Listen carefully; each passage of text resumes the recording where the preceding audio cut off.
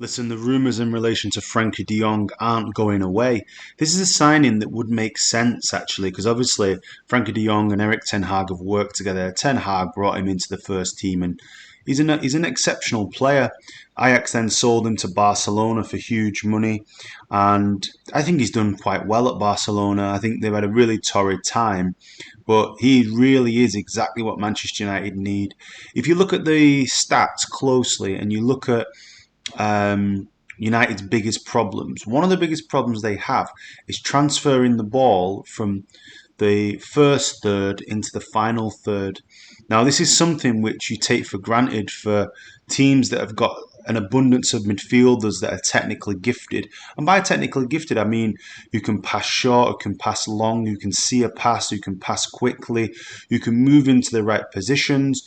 And I think that if you really want to revolutionise Man United's team, you need to buy a number 6 or a number 8, probably both positions, and you need those players who can actually retain possession, move the ball, and retain possession. But as I say, also transfer the ball into the final third.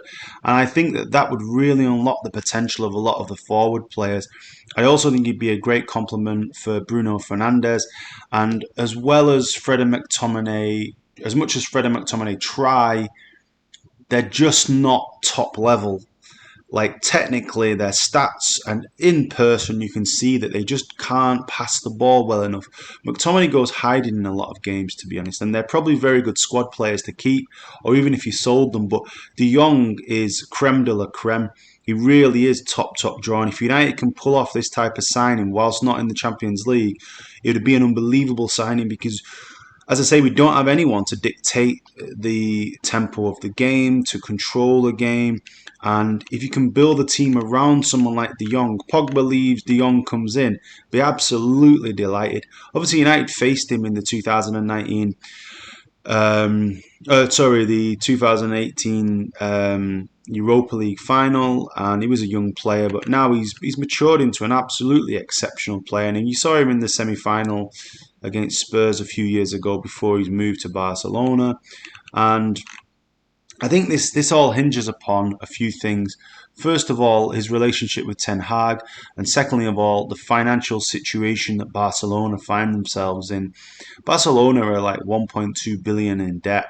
They've just had to rename their stadium, and I think he's probably one of the few saleable assets they have.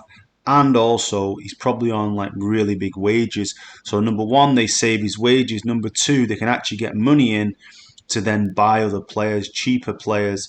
And so, De Jong, I mean, they've got quite a lot of aging players who are on big money. They can't really sell them. You can't really sell Piqué and Busquets as good as they are because they're old. Messi left, so they've not really got many saleable assets. Maybe Pedri's the jewel in the crown because he's an unbelievable player.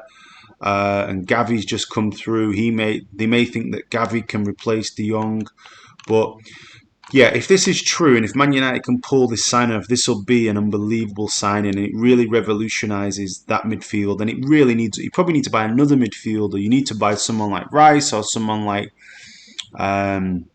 I'm not too sure, like Bellingham.